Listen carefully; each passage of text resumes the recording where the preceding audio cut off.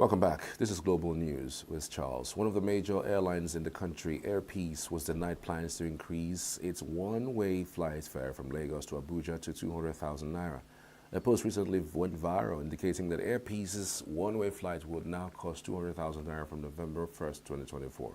The post claimed that the one-way flight fare on the airline would increase from 114,000 naira to 200,000 naira starting next month. However, in a statement released on Saturday, the airline said the post suggesting a 100% fare increase featuring an image of Chairman Allen Onyema is false and did not originate from the airline. It added that its management has not released any official statements regarding a fare increase as claimed in the post.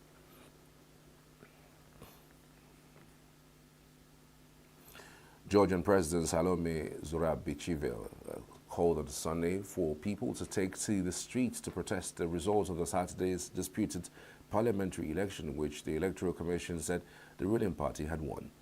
The Georgian Dream Party clinched nearly 54% of the votes, the Commission said, as opposition parties contested the results and vote monitors reported significant violations.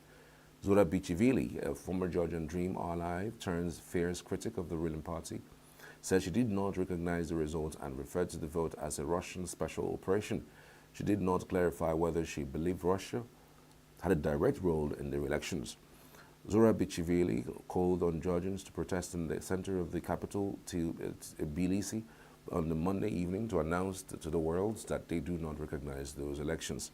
The results, with almost all precincts counted, were a blow for pro-Western Georgians who had cast the election as a choice between a ruling party and has deepened ties with Russia and an opposition aiming to fast-track integration with Europe. Observers from the Organization for the Security and Cooperation in Europe said on Sunday that the conduct of Saturday's parliamentary election in Georgia was evidence of democratic backsliding in the country.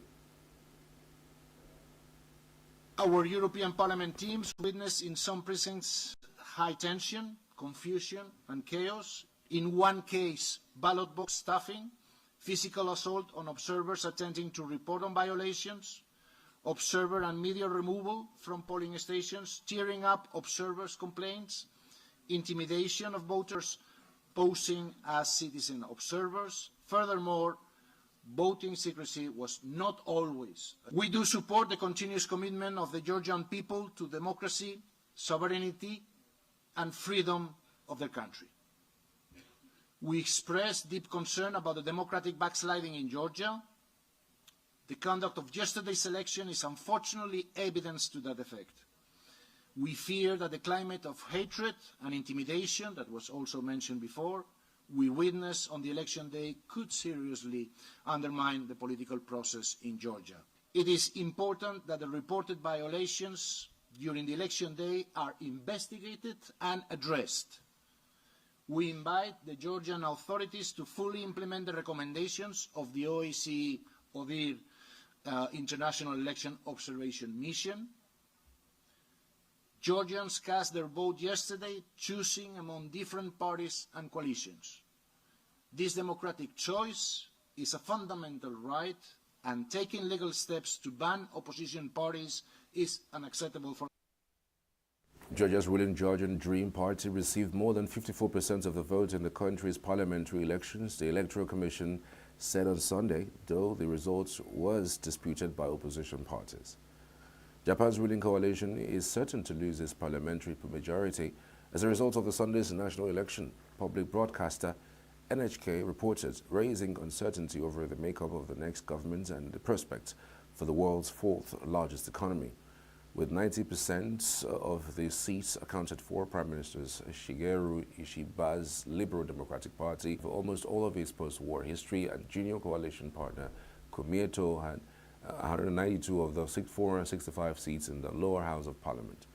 It will be its worst election result since the coalition briefly lost power in 2009. The biggest winner of the night, the main opposition Constitutional Democratic Party of Japan, had 135 seats so far, as jumped from the previously held 98, as voters punished Ishiba's party over a funding scandal and inflation, faces economic headwinds and a tense security situation in the East Asia. Israel has carried out political terrorism and violates all international laws to which it is a signatory, said a former U.S. diplomat following Israel's Saturday attack on Iran. That's stating the obvious, isn't it? The Israelis have been calling it self-defense, but they have been practicing this self-defense in Beirut, in West Bank, in Gaza, in Damascus, as well as in Yemen, and in Tehran itself. Prior to this latest attack, they assassinated Hamas leader Ismail Haniyeh while he was in Tehran. Now, when you cross borders to assassinate essentially political leaders, you are not meeting someone on the battlefield and therefore, shooting and somebody shooting back. You are assassinating them while they are in a hotel, in an apartment building, and in the capital of another country. This is clearly an act of political terrorism that violates all international laws, laws which Israel, in principle, had signed up to years ago.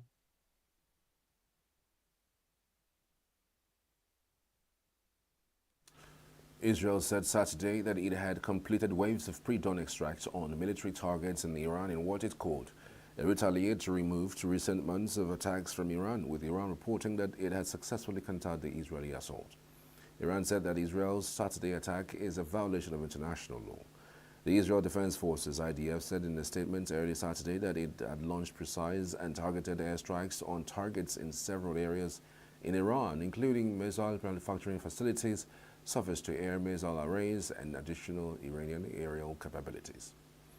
At least two buildings were directly hit by rockets launched from Lebanon on Sunday, wounding at least 5 and causing heavy damages in some sites. In the Israeli Arab town of Tamra, a rocket launched from Lebanon made a direct hit on a house, severely wounding one and moderately wounding 2 others. Israeli ambulance service said they were evacuated to hospital for further treatment. Left at the site were chariots, vehicles, and the home itself, with Israeli security and local residents trying to assess the damage. Israeli army spokesperson said in a statement that at least 90 projectiles were identified crossing from Lebanon into Israeli territory as of 1:30 GMT. Walking with their children and carrying their belongings in their hands, refugees streamed across the Mansna border from Lebanon to Syria as fighting worsens at home. Many were seen carrying suitcases as carrier bags with their possessions along a road which has been partially destroyed. A large crater on the main roads hinders people's ability to cross. Syrian Red Crescents was seen at the border with buses helping those trying to flee the fighting in southern Lebanon, southern Beirut. Israel's launched its major offensive in Lebanon a month ago, saying it was targeting the heavily armed Iran-backed Hezbollah group to secure the return home of tens of thousands of Israelis evacuated from the north due to cross-border rocket attacks. Beirut authorities say Israel's Lebanon offensive has killed more than 2,500 people and displaced more than 1.2 million, sparking a humanitarian crisis. An Israeli airstrike on a school sheltering displaced Palestinian families in Shati camp in Gaza City killed 9 people and wounded 20 others, with many in critical condition, medics say on Sunday. People rushed to help retrieve the casualties from rubble following the strike. The Israeli military said it was looking into the report on the strike on the school. 3 local journalists were among those killed at the school in Shati. Saeed Radwan, head of digital media at Hamas Al-Aqsa Television, Hanin Baroud, and Hamza Abu Selmeya, according to Hamas media. The Hamas-run Gaza government's media office described their deaths as assassination. This raised the number of Palestinian journalists killed by Israeli fire since October 7, 2023 to 180. Egypt has promised or proposed on Sunday an initial 2-day ceasefire in Gaza to exchange 4 Israeli hostages of Hamas for some Palestinian prisoners, Egypt's president said on Sunday, as Israeli military strikes killed 45 Palestinians across the enclave. Egyptian leader Abdel Fattah al-Sisi made the announcement as efforts to defuse the devastating more than a year-long war resumed in Qatar, with the directors of the CIA and Israel's Mossad intelligence agency taking part. Speaking alongside the Algerian President Abdelmajid Tebboune during a press conference in Cairo, Sisi also said that talks should resume within 10 days of implementing the temporary ceasefire in efforts to reach a permanent one. There was no immediate comments from Israel or Hamas, but Israel has said the war cannot end until Hamas has been wiped out as a military force and governing entity in Gaza. China urges the United States to immediately stop arming Taiwan and cease its dangerous moves that undermine peace and stability in the Taiwan Strait, a Chinese Foreign Ministry spokesperson says. The spokesperson made the remarks in response to a reporter's query that the U.S. Defense Department on Saturday announced that the U.S. State Department has approved $1.988 billion in arms sales to Taiwan, including the National Advanced Surface-to-Air Missile Systems and radar systems. The U.S. arms sales to China's Taiwan's region severely violate the One China principle and the three China-U.S. joint communiques, especially the August 17 communique of 1982. The sales seriously infringe upon China's sovereignty and security interests, harm China-U.S. relations, and undermine peace and stability across the Taiwan Strait, and send a gravely wrong message to Taiwan independence separatist forces, the spokesperson says. China strongly condemns and firmly opposes the sales and has launched solemn representations with the U.S. side, the spokespersons noted. China's civil aviation sector reported a record high traffic in the third quarter of this year's Q3. Data from the Civil Aviation Administration of China showed. In Q3, the total transport turnover passenger trips, as well as cargo and mail transport volume in the country's civil aviation sector rose 19.8%, 12.3%, and 19.4% year-on-year. Meanwhile, passenger trips stood at 200 million during the same period. Of the total, domestic routes registered 180 million passengers trips, up to 8.3% year-on-year, while international routes recorded more than 18.2 million trips, surging 78% year-on-year, the data showed. Since July, international passenger trips on Chinese airlines have recovered to over 90% of the same period in 2019 for 3 consecutive months. According to the CAAC, the civil aviation market's freight volume exceeded 2.3 million tons during the period, with domestic and international freight transport increasing by 12.9% and 30.1% year-on-year. Meanwhile, heavy rainfall is expected to continue in China's southmost island province of Hainan in the coming days as Trami, this year's 20th typhoon, made the landfall on Sunday morning in Vietnam. Although Trami didn't directly make landfall in Hainan, the island's coastal areas recorded wind gusts between force 7 and 9.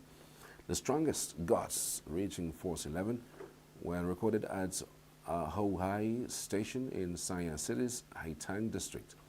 Provincial weather officials warned that once Trami's remnant vortexes, combined with an approaching cold front, will continue to bring strong winds at the sea on Sunday and heavy rains to Hainan Island and Zesha Islands from Monday to Wednesday. The Meteorological Bureau issued a blue alert, the lowest level in the 4-tier system of typhoon warning, on Sunday evening. Following the cessation of railway services, and 3 ports will, with inbound and outbound ferries, all resume operation on Sunday afternoon.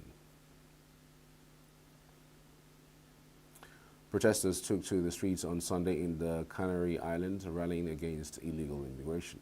More than 32,000 migrants have taken the perilous routes in boats from West Africa to Canary Islands between January and October 15th, according to government's figures, a rise of 39.7% from the same period last year. The Atlantic route to the Canary Islands has seen the fastest growth in irregular migration in recent years, although numbers remain below those on the central Mediterranean routes towards Italy. Like the rest of Spain, Canary Island residents have also recently taken part in protests against over-tourism, which is seen to negatively affect the locals. Thousands of people gathered for a mega outdoor Christian worship service in Seoul on Sunday to protest against same-sex marriage and the legislation of anti-discrimination law in South Korea.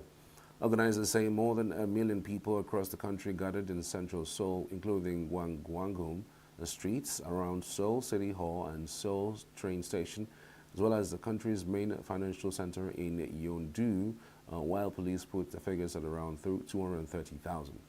While campaigns to legalize same-sex marriage have succeeded in Taiwan and Thailand, there is no legal acknowledgement of LGBTQ partnerships in South Korea. Several pieces of legislation that would ban discrimination on the basis of sexual orientation, gender, race, and other statuses are pending in the National Assembly. LGBTQ legal protection have improved in South Korea over the past 2 decades, the Organization for Economic Cooperation and Development said in a 2020 report, but remain below the average of other OECD countries. Giovanni Mpachí Pericard won his first ATP 500 title at the Swiss Indoors in Basel on Sunday with a 6-4, 7-6-4 win over 6-seed Ben Shelton.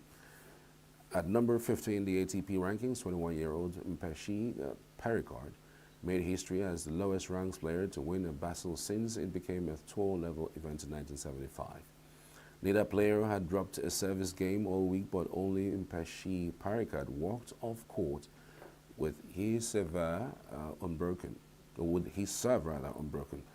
The 6'8" French giant hit 22 aces and won 85%, 33-39 of points behind the first serve, with Shelton unable to force a single break point. Mpachí Pericard is now 2-0 in his head record against the 22-year-old American, following on from his first round victory at Queen's Club in June. Serbia's Olga Danilovic powered past American qualifier Caroline Dolehide 6-3, 6-1 in the final of the Guangzhou Open on Sunday to seal her first trophy of the season for her second career title. World number 86, Danilovic, whose previous triumph came on clay in Moscow 6 years ago, grabbed a break in the 5th game, her maiden court final, and overcame a late fightback from Dolehide to pull away. After wrapping up the opener with another break, the 23-year-old Serb appeared distracted by movements in the stands and surrendered her serve early in the second set, but responded strongly to build a 4-1 lead as Dolehide made several errors. Danilovic peppered her fatigued opponent with some powerful shots for a double break and closed out the contest on serve, finishing with a blistering forehand winner before a huge serve on her 3rd match point. And as the news is hour, I'm Charles Byers. Thanks for watching. See you in a moment for the morning show.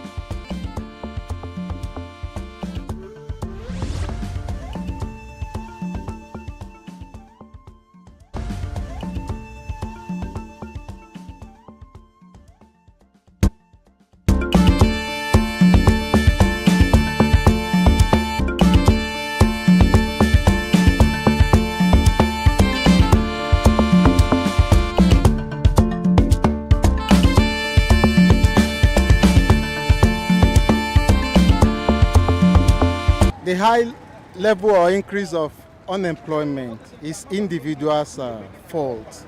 Majority of the people blames it on the government. Because I look at it that majority of us went to school to study how to be employed and not to become employers. You understand what I'm saying now? So a situation whereby you are being programmed or being worked on in such a way that you believe that once you finish your education, there is a government job, such as white collar not job awaiting you, then we are deceiving ourselves. But I am trying to tell us that if you went to the school to acquire knowledge and put the knowledge into work, it will benefit both you, the society where you are, and the entire nation. The high level of unemployment in Nigeria is alarming. Like, it's mind blowing. It keeps getting worse by the day. Like, people are getting unemployed on a daily basis. You see students graduating from school, like no work. You see students graduating from school, like no work, no job. So I won't say it's anybody's fault. Individuals have to put in effort to mitigate it. Then government, it is their duty to make sure that there is a way that students or graduates should be employed. And I think the ways to mitigate it or to make it a bit easy for everybody is to encourage entrepreneurship. Encourage entrepreneurship is very, very important.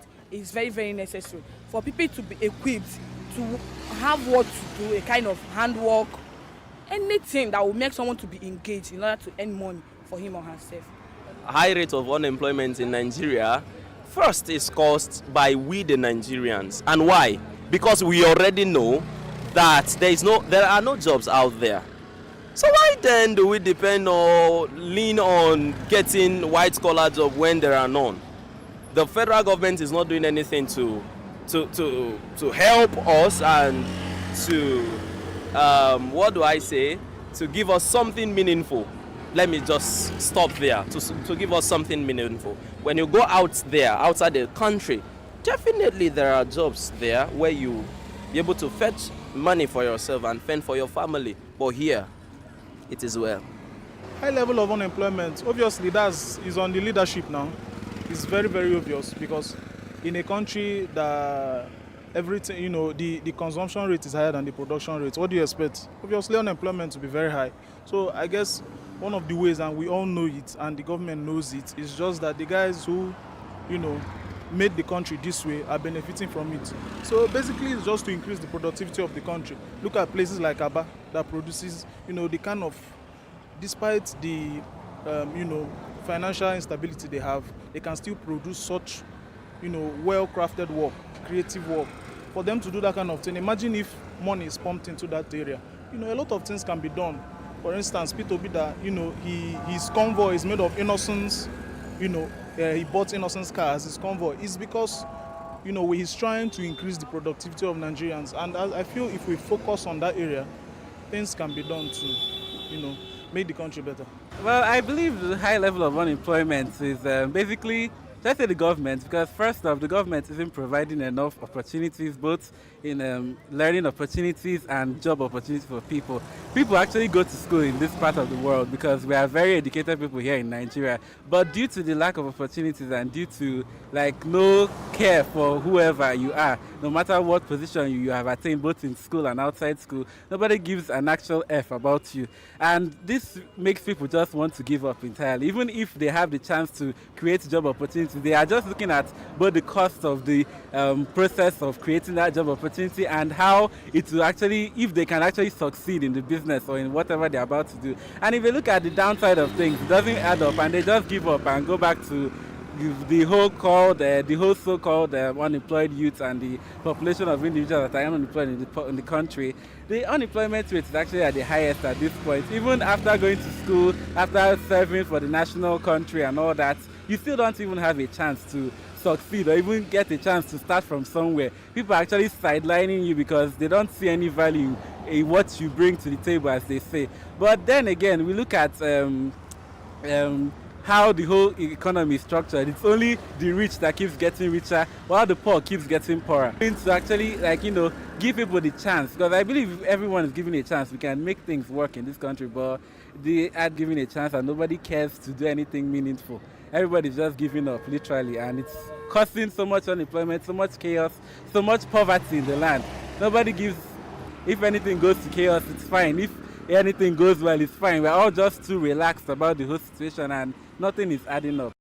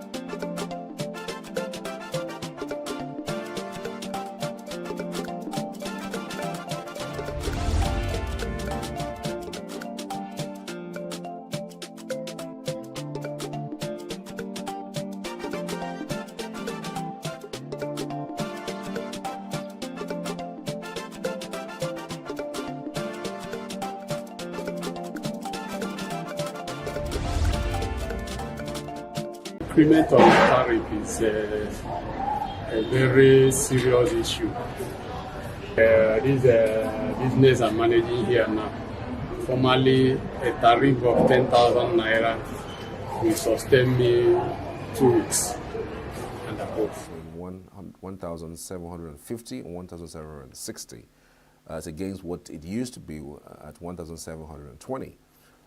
Whether it's a good thing, I mean, I've seen people argue that it's a good thing that the naira has been devalued, and some others argue that it's a bad thing that our currency has been devalued. You know, I'm just even stuck in the middle about this devaluation of the currency, quite frankly. NLC to IMF, you are behind Nigeria's economic woes. Interesting. FBN Holdings opens 150 billion naira rights issue. That's still on the Vanguard newspaper. NIWA to phase out wooden boats on inland waterways. Helicopter crash.